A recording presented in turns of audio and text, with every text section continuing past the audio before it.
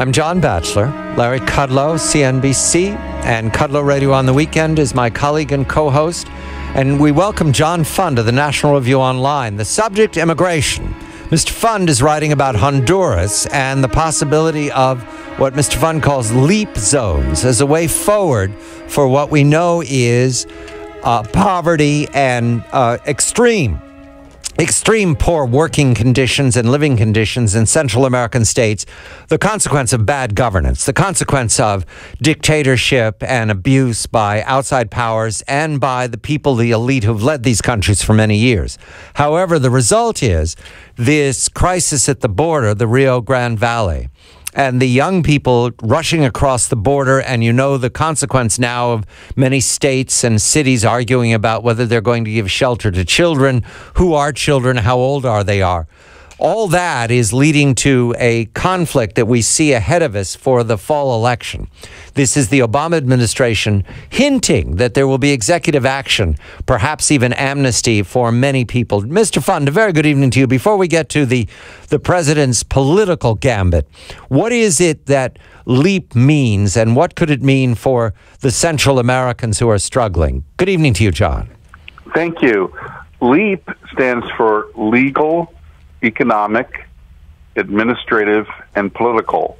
And it's a complete upgrade and improvement on the special economic zones or enterprise zones many people have heard about. There are 3,000 of them around the world. Basically, the model is what Hong Kong, Dubai, and Singapore used to leap into the 21st century economy. And here's what they did. They said, not only are we going to have low taxes, not only are we going to have reasonable regulations, not only are we going to have serious infrastructure, but we are going to guarantee that you're not going to be nationalized, you're not going to be abused by people demanding bribes or trying to cheat you. We are going to turn over administration of this to a board of foreigners, this zone, and the final legal appeals, if you get into legal trouble or a dispute, will not go to our local courts. They will go to an international board of respected jurists. In the case of Singapore and Hong Kong, it was the Lord High Privy Council in London. And that gave investors confidence to create jobs, and those places, which are basically rocks, with the exception, even Dubai doesn't have any oil, all of those places blossomed and bloomed. All right, John, look, I'm all for it. Sounds great.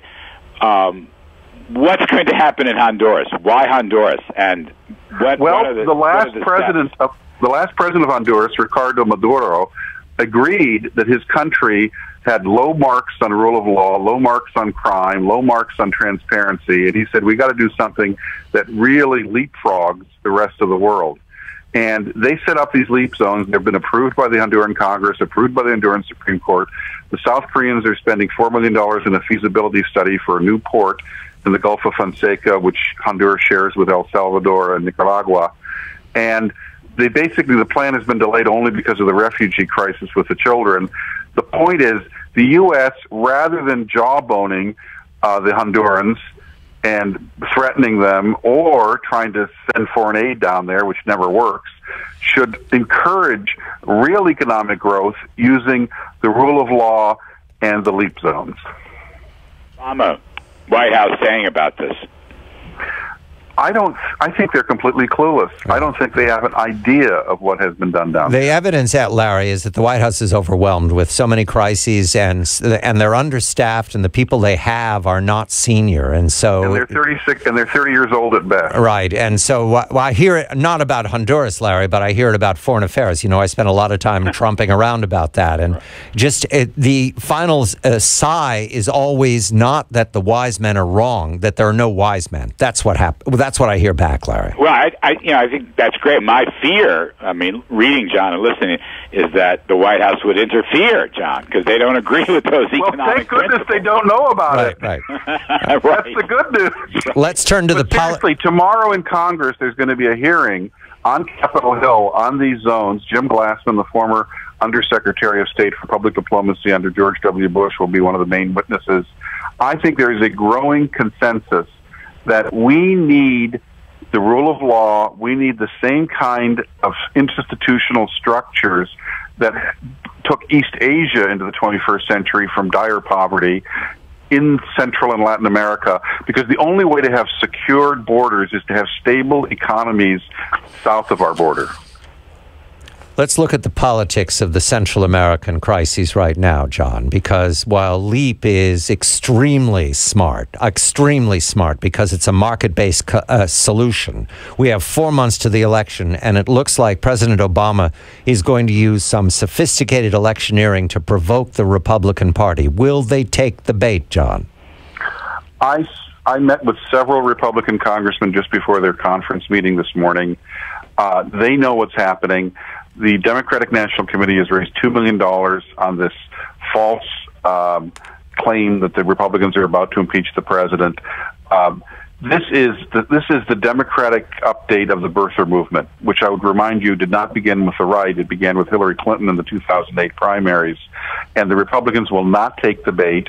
The Democrats are so desperate now that they see the new New York Times polls that show them losing the United States Senate, and if they're losing the New York Times poll, they're really in trouble.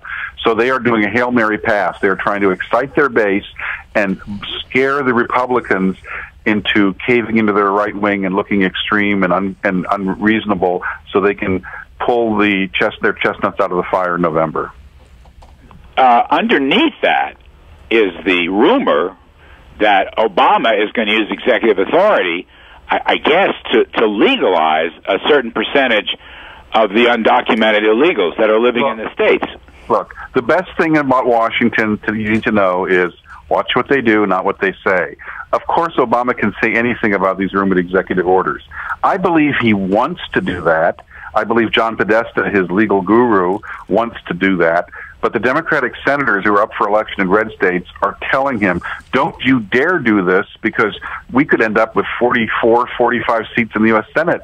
Because if that kind of action actually took place, Larry, the message to middle Americans, native-born Americans who are trying to find a job or trying to upgrade their part-time job to a full-time job would be, we don't care about you. We just gave work permits to a bunch of people who entered this country illegally who aren't citizens. I think that is a recipe for ritual political suicide. I think they're bluffing, and I think the Republicans have to call their bluff. What's your measure, Larry, of the president and John Podesta and their remarks these days? Do they seem desperate to you, or does this seem more talk than action? Well, I don't know if desperate's the right word, but I think they're very aggressive. All right, and John Podesta is very aggressive. I think the president wants to do something dramatic. Now, maybe it is desperation regarding the polls and so forth. I think he wants to do something dramatic, and I think he thinks the country is going to be behind him, even though I think John Fund is correct that the red states will go the wrong way for Democrats. John Fund, the thing that troubles me about this is if Obama goes on ahead and does something like this, let's say he legalizes a couple of million or more, the Republicans will have a major outcry. You're quite right. That'll hurt red state Democrats. But what does that do to the GOP in 2016? Because they lose their immigration message, and they might never be the party of immigration. 30 seconds, John. 30 seconds. If Obama does this, he'll do it after the election. If he does it after the election, I think he'll look like the extremist on immigration. The Republicans will look like the reasonable one. I think it will backfire because the country wants sensible, common sense policies, not leaps in the dark against the Constitution. John Fund of the National Review Online, Larry Kudlow, CNBC, and Kudlow Radio on the weekend. Gentlemen, thank you very much. I'm John Batchelor.